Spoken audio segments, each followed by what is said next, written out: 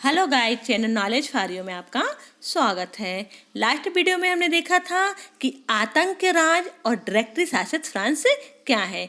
तो आतंक राज में हमने क्या देखा था? हमने देखा था कि जो कन्वेंशन के हाथों में जब सरकार आती है तो उसका जो नेता होता है रॉबेस्पियर, तो किस तरीके से उसका जो युग था, जो उसका काल था, उसे आतंक का युग कहा गया है, क्योंकि उसने जो भी नियम कानून थे बड़ी सख्ती से उसे लागू किए थे।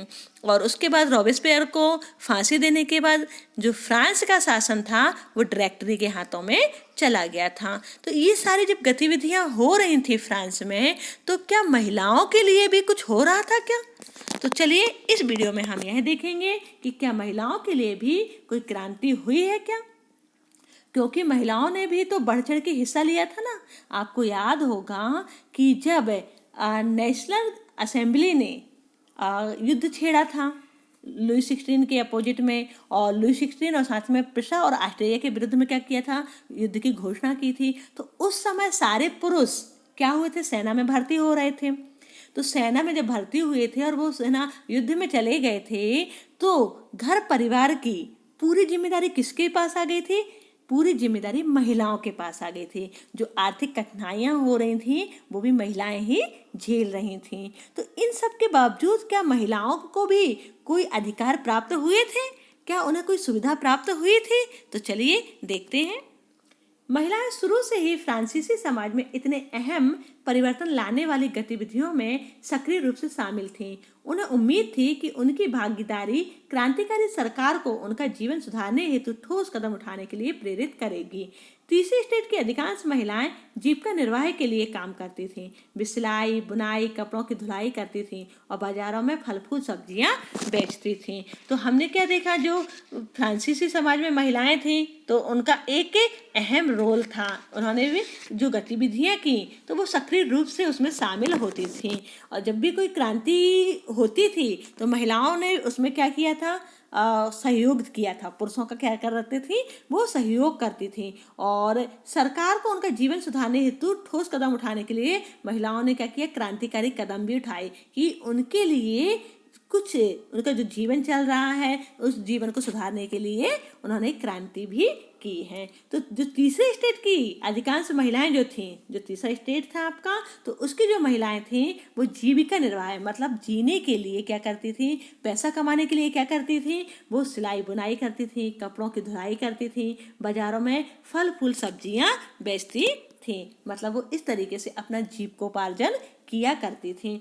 या फिर जो संपन्न घर के लोग थे, मतलब जो अमीर लोग थे, उन अमीर के घर में क्या करती थी, घरेलू काम किया करती थी। घरेलू काम कैसे? बर्तन मांजना, कपड़े धोना, झाड़ू पोछा करना, ये सारे काम कौन करता था? जो तीसरे स्टेट की महिला थी वो इस तरीके से कार्य करती थी। बहुत सारी महिलाएं वेश्यावृत्ति करती थी। अधिकांश महिलाओं के पास पढ़ाई लिखाई तथा व्यावसायिक प्रशिक्षण के मौके नहीं थे। तो जो अधिकांश महिलाएं थी ना, तो वो पढ़ी लिखी भी नहीं थी और ना ही उनके पास कोई व्यावसायिक प्रशिक्षण का मतलब होता है कि ऐसा ज्ञान जिसके बल पर वो कुछ रोजगार प्राप्त कर सकें। तो इस तरीके का कोई उनके पास प्रशिक्षण नहीं था, ट्रेनिंग भी नहीं थी।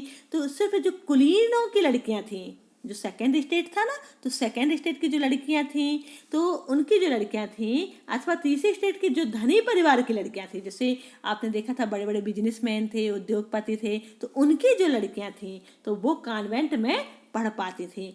इसके बाद उनकी शादी कर दी जाती थी। तो उसका मतलब क्या हुआ कि जो अमीर घर से संबंधित लड़कियां थीं तो बस वही पढ़ी लिखी होती थी और पढ़ लिख के उनका क्या कर दिया जाता था, उनकी मैरिज कर दी जाती थी, उनकी शादी कर दी जाती थी।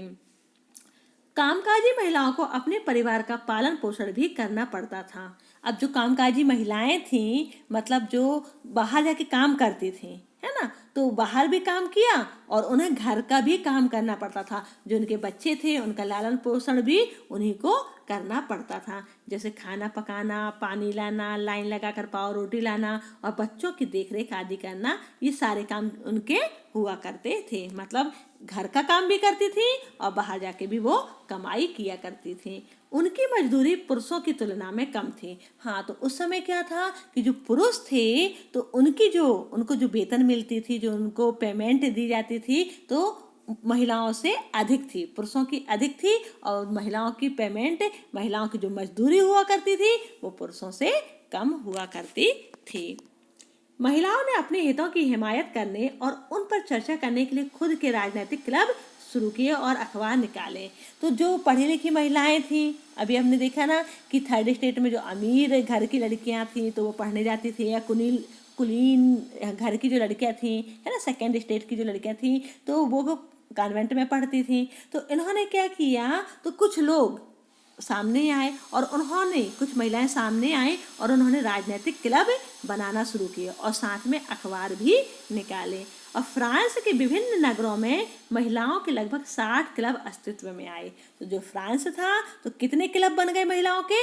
60 क्लब बन गए, है ना। क्लब होते हैं जैसे एक ग्रुप बना लिया, एक सोसाइटी बना ली, है ना। तो इस तरीके के 60 क्लब बन गए। उनमें society of revolution and Republic women सबसे मशहूर क्लब था। तो जो सबसे मशहूर क्लब, जो सबसे फेमस क्लब था, वो कौन सा क्लब था?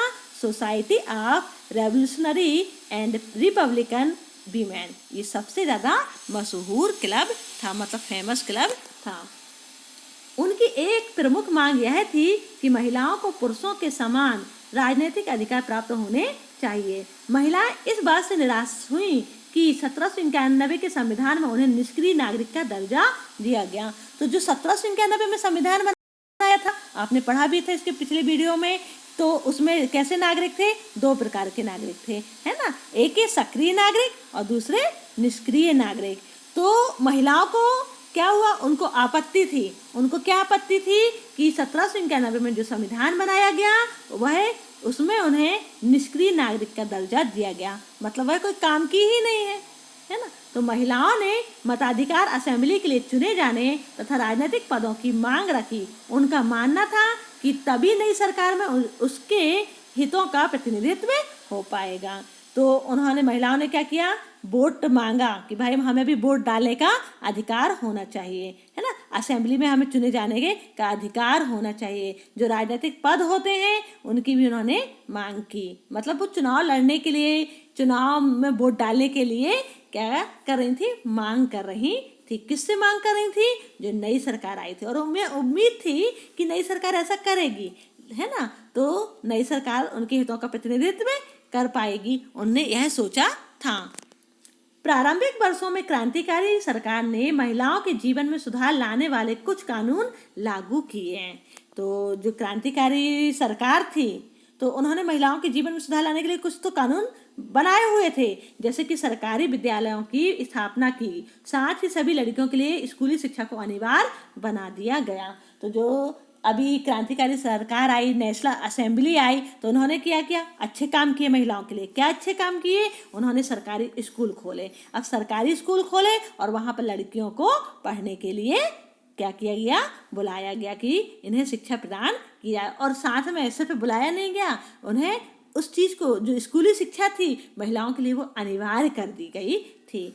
अब पिता उन्हें उनकी मर्जी के खिलाफ शादी के लिए बाध्य नहीं कर सकते थे। तो पहले क्या होता था कि जब पिता चाहता था कि जहाँ उसकी शादी करना चाहता था वहाँ लड़की को सिर झुका के शादी करनी पड़ती थी। लेकिन अब क्या कानून बना दिया गया कि उनकी मर्जी होगी, जब लड़की की मर्जी होगी कि मुझे शादी करनी है तो उसकी मर्जी को जाना जाएगा, फिर उसकी शादी की जाएगी। शादी को स्वैच्छिक अनुबंध माना गया और नागरिक कानूनों के तहत उनका पंजीकरण किया जाने लगा। तलाक को कानूनी रूप दे दिया गया और मर्द औरत दोनों को ही इसकी अर्जी देने का अधिकार दिया गया। तो पहले क्या होता था कि एक बार शादी हो गई तो जो महिला है ना, उसके ऊपर चाहे कितने भी अत्याचार हों तो वह कुछ भी नहीं बोलती थी। लेकिन इस नई सरकार ने क्या किया कि जो शादी था उसको स्वैच्छिक अनुबंध मान लिया गया और जो नागरिक कानून थे उसके तहत उसका पंजीकरण किया जाने लगा, है ना। रजिस्ट्रेशन किया, पंजीकरण मतलब होता है रजिस्ट्रेशन करना, तो रजिस्ट्रेशन किया जाने लगा। और जो तलाक था ना तो उसको भी कानूनी रूप दे दिया गया, ठीक। और इसमें क्या था कि मर्द हो चाहे औरत हो दोनों को ही अर्जी देने के लिए, कि मतलब वो चाहता है कि तलाक चाहिए तो दोनों ही तलाक के लिए अर्जी देने का अधिकार उन्हें दे दिया गया। अब महिलाएं व्यावसायिक प्रशिक्षण ले सकती थी, उन्हें ये भी छूट मिल गई कि जो महिलाएं हैं वो व्यावसायिक प्रशिक्षण अब ले सकती हैं। कलाकार बन सकती थी और छोटे मोटे व्यवसाय चला सकती थी। अब वो कलाकार भी बन सकती थी और वो चाहती थी कि हम कोई छोटा मोटा व्यवसाय करें, बिजनेस करें, तो वो भी यह कर सकती थी। तो इस तरीके से हमने देखा कि जो नई सरकार आई है उन्होंने महिलाओं के लिए कुछ कदम उठाए हुए हैं। फिर भी राजनीतिक अधिकारों के लिए महिलाओं का संघर्ष जारी था। ये तो सामाजिक सुरक्षा मिली, उन्हें सामाजिक अधिकार मिले, लेकिन उनको राजनीतिक अधिकार प्राप्त नहीं थे। तो राजनीतिक अधिकार के लिए महिलाएं लगातार सतत संघर्ष कर रही थीं, है ना। आतंक राज के दौरान सरकार ने महिला क्लबों को बंद करने और उनकी राजनीतिक गतिविधियों पर प्रतिबंध लगाने वाला कानून लागू किया। तो जब आतंक राज आया, आतंक राज कौन सा वाला? रॉबेस्पियर का। तो रॉबेस्पियर ने जब सत्ता पर आया तो उसने क्या किया, उसने जितने भी महिला क्लब थे उसको बंद कर दिया और जो राजनीतिक गतिविधियां हो रही थीं उन पर भी कानूनी तौर से क्या कर दिया, प्रतिबंध लगा दिया। कई जानी मानी महिलाओं को गिरफ्तार कर लिया गया और उनमें से कुछ को फांसी पर भी चढ़ा दिया गया। तो यहाँ पर ये किसने किया? जब आतंक राज रॉबेस्पियर का चला था तो उन्होंने जितनी भी क्रांतिकारी महिलाएं थीं उन क्रांतिकारी महिलाओं को उन्होंने क्या किया, गिरफ्तार किया और क्या कर दिया, फांसी की सजा दे दी। मताधिकार और समान वेतन के लिए महिलाओं का आंदोलन मताधिकार और समान वेतन के लिए महिलाओं का आंदोलन अगली सदी में, यहाँ पर अगली सदी पढ़ेंगे, अगली सदी में भी अनेक देशों में चलता रहा। तो महिलाएं क्या चाह रही थी कि उन्हें मताधिकार मिले। मताधिकार मतलब वोट डालने का अधिकार। तो मताधिकार और समान वेतन, क्योंकि पुरुषों का और महिलाओं का वेतन कैसा था, अलग अलग था। काम बराबर लिया जा रहा था, काम उनसे बराबर लिया जा रहा था, लेकिन पुरुषों को वेतन ज़्यादा मिलता था, मजदूरी ज़्यादा मिलती थी और महिलाओं को मजदूरी कम मिलती थी। तो इस दोनों की चीज़ों के लिए, इन दोनों बातों के लिए लगातार आंदोलन चलता रहा है।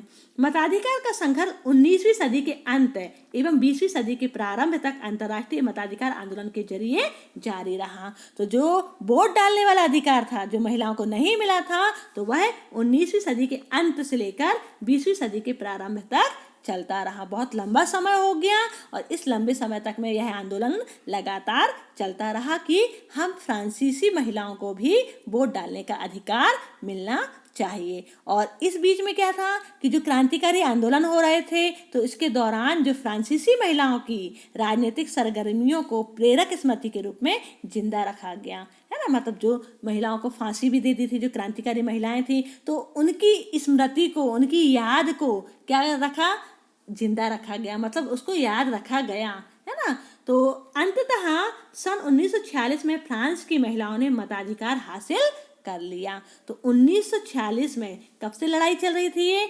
1791 के आसपास से लड़ाई चलते चलते, तो ये लड़ाई कब खत्म हुई? 1946 में। तो 1946 में फ्रांस की महिलाओं ने मताधिकार हासिल कर लिया, मतलब उन्हें वोट डालने का अधिकार मिल गया। क्रांतिकारी महिला ओलंप दे गूज। अब हम यहाँ पर एक क्रांतिकारी महिला ओलंप दे गूज हैं, है ना, जिन्होंने महिलाओं के लिए क्रांतिकारी आवाज उठाई, क्रांतिकारी गतिविधियां की। तो उनके बारे में यहाँ पर हम देख लेते हैं। तो इनका जन्म 1748 में हुआ था और मृत्यु 1793 में हुई थी। तो इनका जीवन परिचय देख लीजिए। ओलंप दे गूज क्रांतिकालीन फ्रांस की राजनीतिक रूप से सक्रिय महिलाओं में सबसे महत्वपूर्ण थी। उन्होंने संविधान तथा पुरुष एवं नागरिक अधिकार घोषणा पत्र का विरोध किया क्योंकि उसमें महिलाओं को मानव मात्र के मूलभूत अधिकारों से वंचित रखा गया था। तो आप अपनी किताब में जब देखेंगे तो उसमें ओलंप दे गूज की फोटो बनी हुई है, उसे आप देख सकते हैं। तो इन्होंने क्या किया कि आपको याद होगा कि जब नया संविधान बना था, नया संविधान पुरुष एवं नागरिक अधिकार घोषणा पत्र के द्वारा उसको जारी किया गया था, तो उसमें महिलाओं के लिए किसी प्रकार का कोई अधिकार नहीं दिया गया था। तो ओलंप दे गूज जो क्रांतिकारी महिला थी, इन्होंने क्या किया, इन्होंने इस पुरुष एवं नागरिक अधिकार घोषणा पत्र का विरोध किया। क्यों विरोध किया? क्योंकि इसमें महिलाओं के लिए मानव मात्र भी कोई मूलभूत अधिकार नहीं थे। महिलाओं को कोई भी किसी भी प्रकार के कोई अधिकार प्रदान नहीं किए गए थे। इसलिए उन्होंने सन 1791 में महिला एवं नागरिक अधिकार घोषणा पत्र तैयार किया। ठीक, तो उन्होंने क्या किया, जो पुरुष एवं नागरिक अधिकार घोषणा पत्र था उसके अपोजिट में, उसके विरोध में महिला एवं नागरिक अधिकार घोषणा पत्र, जिसे महारानी और नेशनल असेंबली के सदस्यों के पास यह मांग करते हुए भेजा कि इस पर कार्रवाई की जाए। 1791 में उन्होंने अपना एक घोषणा पत्र तैयार किया और जो फ्रांस की महारानी थी उनके पास भेजा और जो नेशनल असेंबली बनी हुई थी उसके पास भी भेजा, इस पर कार्रवाई की जाए, है ना। उन्होंने क्यों भेजा कि इस पर कार्रवाई की जाए। सन 1793 में ओलंप दे गूज ने महिला क्लबों को जबरदस्ती बंद कर देने के लिए जैकोबिन सरकार की आलोचना की। अब आपको याद होगा कि जो जैकोबिन क्लब था, जो रॉबेस्पियर का काल था वो 1793 से 1794 तक का काल रहा है, जिसे आतंक राज भी कहा गया है। तो 1793 में क्या किया था, रॉबेस्पियर ने जितने भी क्लब थे, महिलाओं के क्लब भी जो थे, जो राजनीतिक गतिविधियों से संबंधित क्लब थे, उन सबको बंद कर दिया था। तो अब ओलंप दे गूज ने क्या किया था कि जब उनकी क्लब को बंद कर दिया गया तो उन्होंने जैकोबिन सरकार की आलोचना की। उन्होंने कहा कि जो जैकोबिन सरकार है उसने यह गलत कार्य किया है कि हम लोगों के क्लबों को बंद कर दिया है, जो राजनीतिक गतिविधियां हो रही हैं उसको उन्होंने जबरदस्ती बंद करवा दिया है। तो उसकी उन्होंने कड़ी आलोचना की। तो अब इन्होंने जब कड़ी आलोचना की तो नेशनल कन्वेंशन द्वारा देशद्रोह का इन पर मुकदमा चला दिया गया। तो जो नेशनल कन्वेंशन थी, जो सरकार थी, तो इन्होंने क्या कहा कि ये सरकार के विरुद्ध में बोल रही है, सरकार के अपोजिट बोल रही है, सरकार की ये बुराई कर रही है। तो उन्होंने क्या किया, उन पर देशद्रोही का मुकदमा चला दिया और देशद्रोही का मुकदमा चलाने के बाद उन्हें क्या दे दी गई, फांसी दे दी गई, उन्हें फांसी पर लटका दिया गया। तो इस तरीके से हमने देखा कि महिलाओं के लिए क्रांति हुई, बहुत सारी महिलाएं, क्रांतिकारी महिलाएं सामने आई, जिसमें ओलंप दे गूज भी थी और जिन्हें फांसी दे दी गई थी। नेक्स्ट वीडियो में हम देखेंगे कि दास प्रथा का उन्मूलन कैसे हुआ। तब तक के लिए आप सभी को मेरा नमस्ते।